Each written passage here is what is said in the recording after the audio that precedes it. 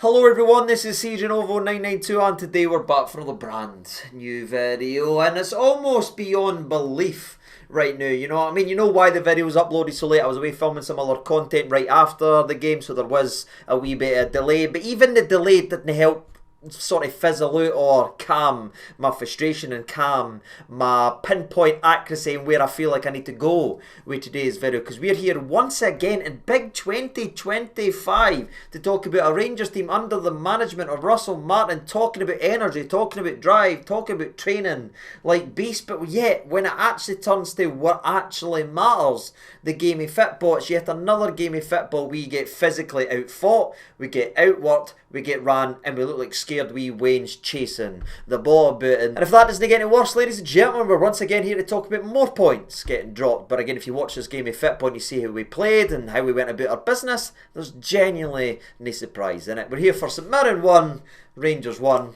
Strap yourselves in. And look, I'll be honest with you, I always knew this game was going to be really weird because the entire setup's been weird. You know what I mean? It was on a Saturday, then it was postponed, then lathergic gets sent off with filler nappy, so we need to play that game, then it gets dropped on a Sunday, and we still haven't figured out the basics and fundamentals of Scottish football. We still haven't been able to rectify or recruit and sign or improve in any single area that's actually going to benefit us in Scottish football. So when you go to St Mirren, a team that last season took more points off us than any other team in the league, that's including Celtic. Even St Mirren last season took the most points airs. And do you know why that is? Because they're a team that's built to be physical. Troops, that's it. Every pass, every long ball, every corner, every little thing about them, even to the two men leading the line, they're a physical side. And you already know where I'm going with this, ladies and gentlemen. Are we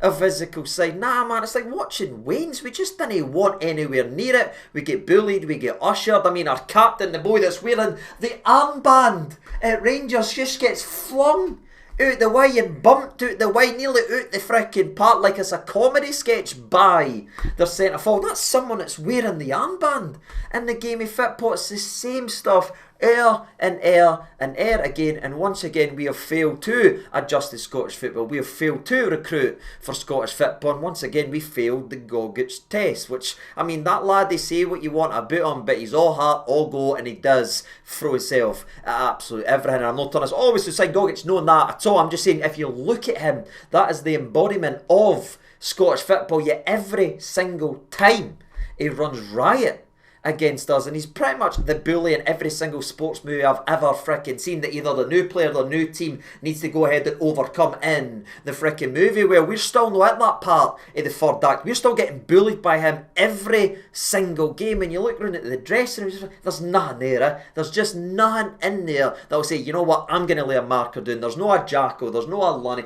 there's none of these players that can actually just go there, nail somebody and actually insert himself in a game. But it's tippy-tappy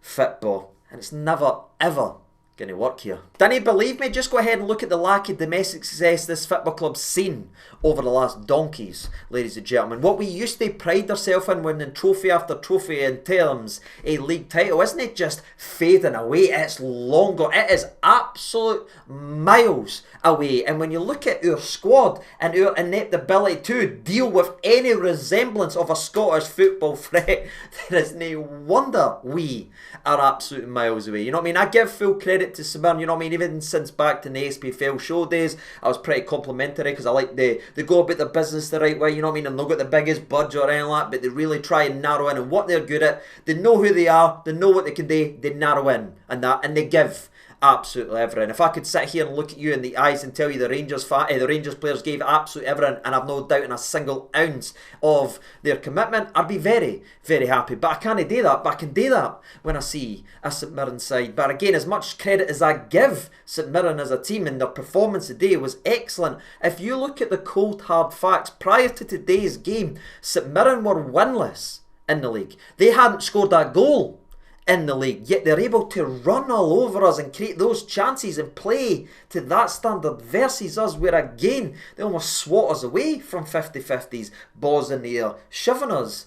Oh, but it's really, really scary, not only the decline of Rangers, but just how far we're getting for even what we were last season. And last season was embarrassing. So the question, ladies and gentlemen, is what are we now? And I do apologise if I am coming across as really, really negative here. You might say, well, we came back into the game, we grabbed the point, you take it from there and you move on, CJ. And maybe that is fair if you want to look at it that way, that we did come in and shout out wee Findlay Curtis as well. I don't know why he's still getting dropped, despite the fact the kid just turns up and scores goals all the time. But yeah, we didn't want that, you know what I mean? Now we need this, we need this, we need that. He's doing really, really well. They're willing to play absolute anywhere as well. So I get why people will say, aye, but we never lost the game, CJ. This is a bit overblown on that bit. It's just not getting any better, you know what I mean? It's actually getting worse, I'd argue, and the problems are so glaring, we're doing nothing about it. Oh, we're building a team for Europe, we play a European well, we're getting battered in Europe now as well. So what's the plan? What's the strategy? Are we a Scottish football team? We'll go and get players that can play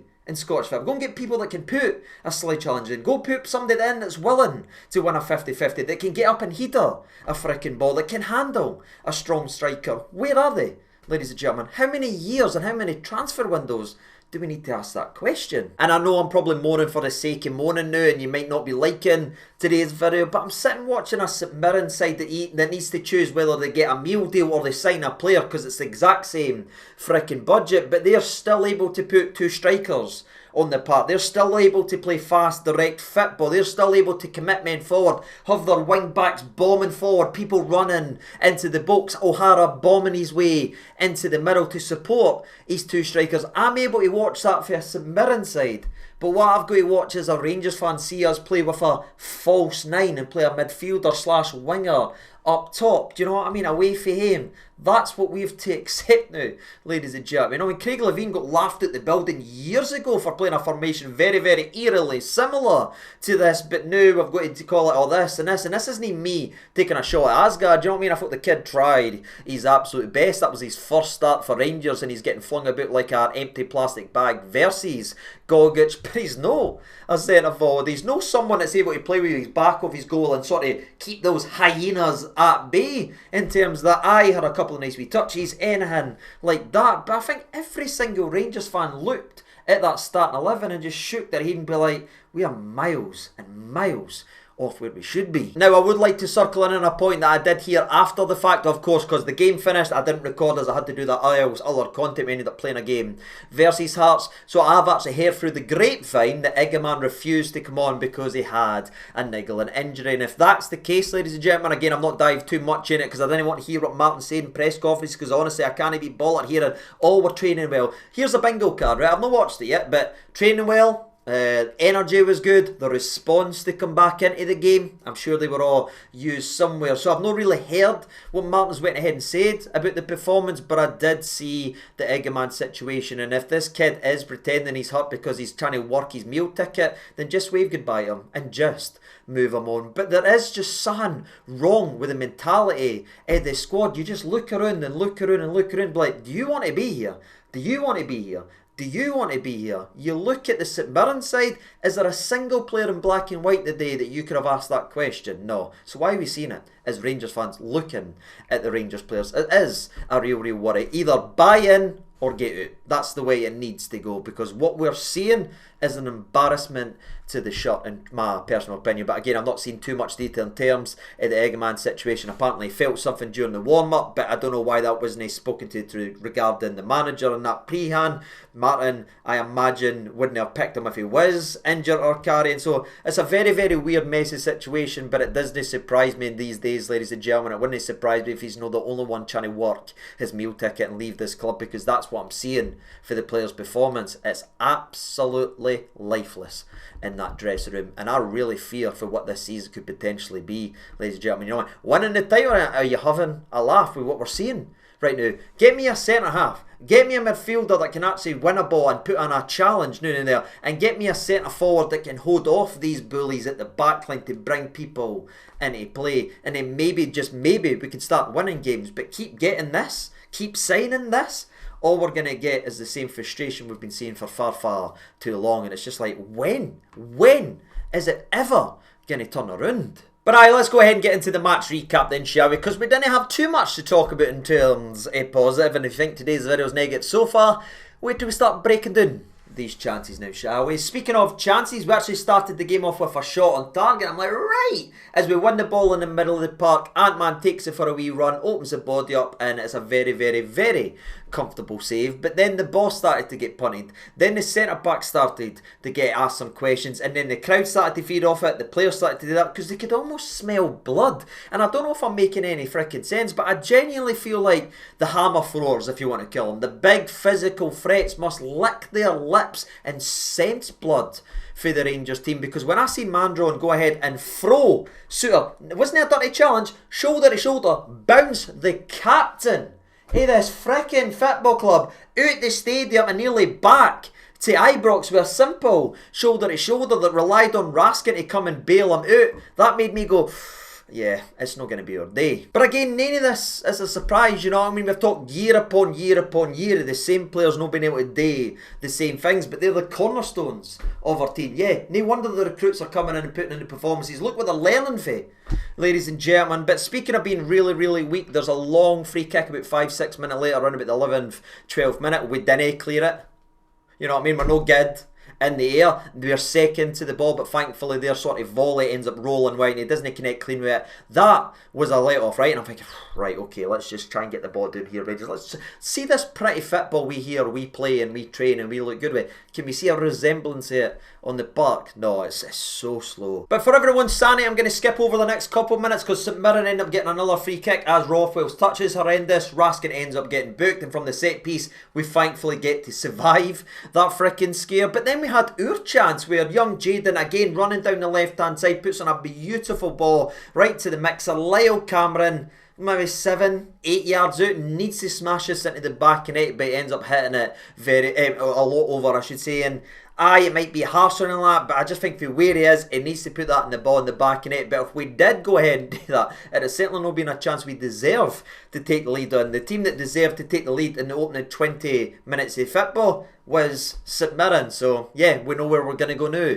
ladies and gentlemen. We're caught piling people forward, but it's like no in the box. Do you know what I mean? See if we were piling people and we had 3, 4, 5 people in the box, we had midfield runners, we had strikers on the park, we had fullbacks trying to pin them in, then you get beat by the long occasional ball because you're really trying to play dominating football. Fair enough, but we seem to have everybody in their half, but everyone's like, you talk about a horseshoe, everyone's in the line outside the box and you're thinking, nobody want to go in it? Nobody want to go in it? Anyway, St Mirren end up countering on a beautiful touch for Mandron. He plays a wonderful ball in the space between Suter and I think it's Raskin as well. Back there, I've tried to delete this from my mind, but it's a wonderful, wonderful ball. He takes a great touch, the big striker, tucks it into the back of it. It's 1-0 to St Mirren, and again, it's no shock, it's no surprise. If anything, it's deserved. And imagine you didn't want to do this, but please go back and look at the defender's positioning. Suter's about 2-3 yards not in line with Fernandez, and I don't believe Fernandez knows anywhere anyone's even behind him either, so that's a question for the big lad as well. But there's just no communication in there, and I feel like this is a problem we've been talking about for years. Where is the vocal leader? You know what I mean? Who's speaking back there? Why is your captain sitting about 3 yards away from the other centre half that's there? Why is he not turning around? Why is he not shouting man on? Why are they not in the same line? It's so painfully easy to break and counter this Rangers side. It's honestly terrifying. We're maybe just lucky it was just 1-0. Of course, a couple minutes later, about the 32nd, 33rd minute of the game, they've obviously took the lead. They're then creating more opportunities as well. Rothwell very, very slack on the ball. They end up having a long range effort, but I'm pretty sure Butland's getting this if it is on target. But aye, their crowd was up for it. The players were just everywhere. There was just no time on the ball, and it only seemed like it was going one way. But during St Mirren's chances, we then have a chance of do you see the decline of this football club and the regression? We don't have to talk about St Mirren being on the ascendancy, but us occasionally hitting them on the counter-attack and occasionally having a freaking shot.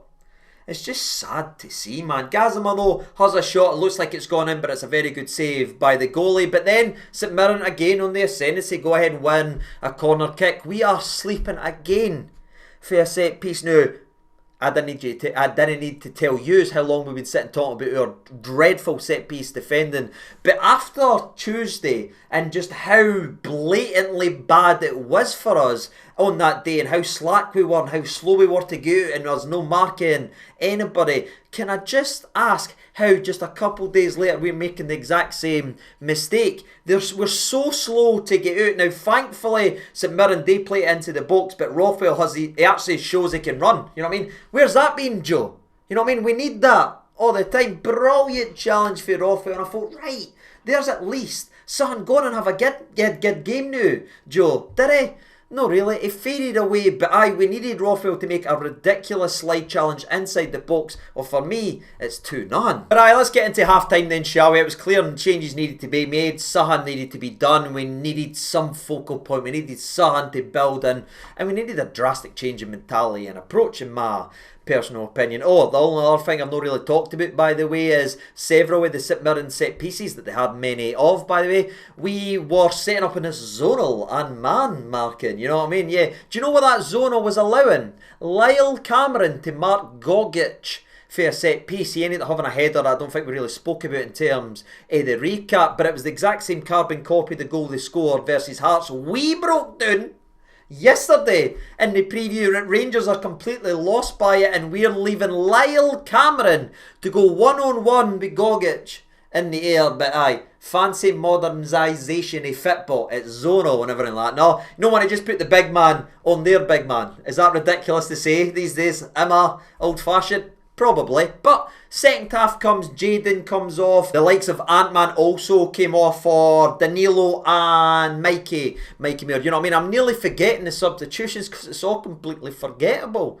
Troops, you know what I mean? And it's scary to see what's happened to Ant-Man. Since he first burst onto the scene at Ibrox, now we're actually spending more time with him. Now we're trying to strangle him with his ideas of what he wants to play. This kid's looking absolutely bang average at best, and you look at every signing we've brought in. You know what I mean? Playing really well at the previous clubs, doing a lot of good things, but they're coming in and it's like they're almost strangled out of their life. The likes of Max Aarons, for instance. I know everybody doesn't like him, and for me, I think that Tav needs to come in now, in my personal opinion, because Aarons is completely drowning. But see, at the exact same time, what we're seeing for Aarons, sitting there, no bombing forward, no using his pace that he's got. Just go and look at his games last season. Go and look at how he played versus Vinny Jr. He is fast, he can bomb up and down the wing, but he's almost playing with the handbrake on, and we've seen that for Tav earlier in the season as well. So it must be tactical, and it seems to be the longer these players are put into this tactical system, the worse they're actually getting. Rothwell, phenomenal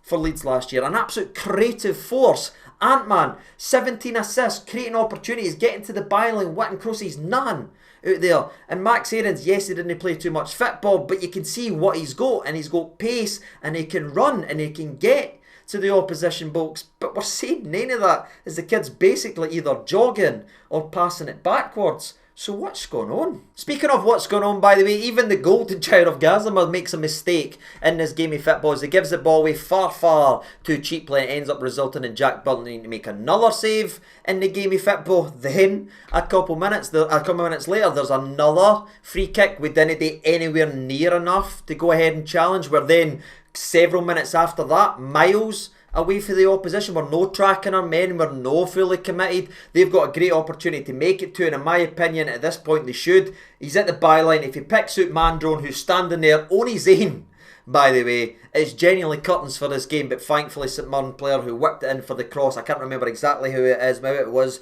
Richardson, ends up smashing it far too hard, and we really survived that scare. As we do, speaking of scare, another set piece for St Mirren, and Gogic is the first to react to the contact after our centre backs didn't do enough in the air. It drops to Gogic, who should really burst the ball into the back of net here. But again, we are so lucky. We are hanging in here. And see, if you just take the Rangers perspective away from it and take our heart and soul, what are we talking about here? We're talking about a side at home that's took the lead, that's created chance after chance after chance. It's only really getting hit with a couple of nothing shots now and again, but they keep missing the chances. They keep missing the chances, and they end up getting stung at the other end of the park. What does that sound like to you? Yeah, ladies and gentlemen, it sounds like every other team in the SPFL, what used to happen when we were on top and dominating games and not putting away we put the ball into the back of it. We went full circle here, and we've now became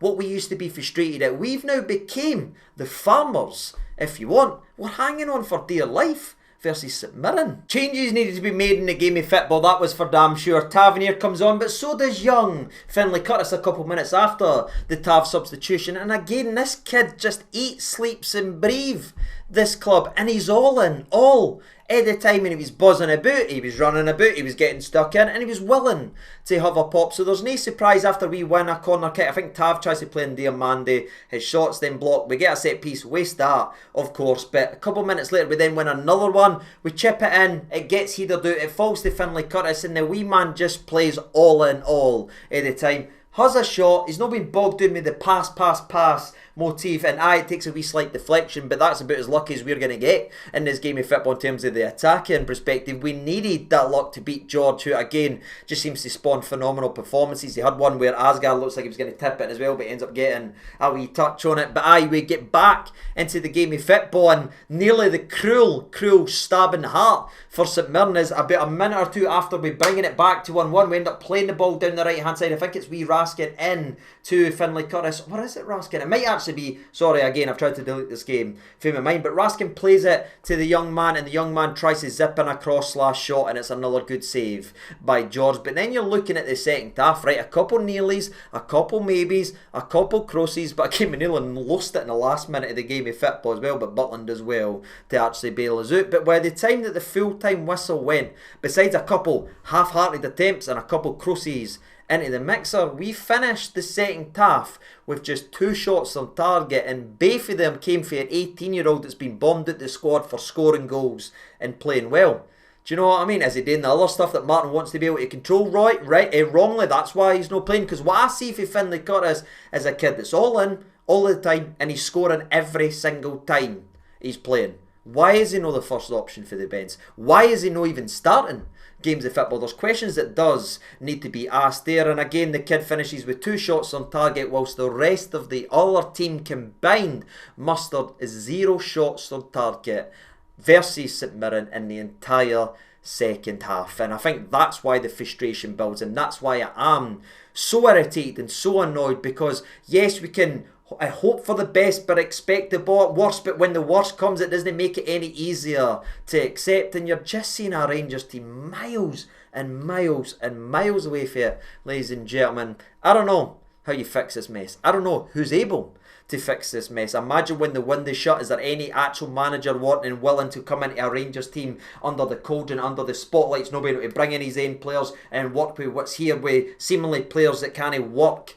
in the league? Do you know what I mean? The mess that we're playing ourselves into right now. Very interested to know your thoughts and opinion. Am I being too negative? You can let me know. You know what I mean? Maybe it has festered too long because I had the game, so I'm a wee bit more annoyed than more I think about the game. But I just feel like it should be better than that. You know what I mean? With what we're spending, what these players are earning, what we're promised and told to expect, yet what we get delivered is everything but. That's my thoughts and opinions. What be you? Let me know down there in the old comment section below. Are you martyring in? Are you martyring out? I think I know what your answer's going to be. But what do you do? What does this squad need? Is it a centre back? Is it a centre mid? And is it a striker, or is there other positions that's needed as well? Let me know down in the comments section below. As always, despite our frustration, shout out the legends that are signed up to the Channel Legend memberships, as is the guys that have signed up to support the Rangers as well. Thank you all so much, and to each and every single person that takes time out their day to watch this guy and gives me the crazy opportunities, like going to be able to play a Hearts content team that will be uploading in a couple of weeks regarding the channel. It was a really fun game. Shout out to the boys and all as well. We'll let you know how that goes on. That's all down to you guys tuning in each and every single time. And again, it's never ever taken for granted regarding any of that. So from me to thee, thank you.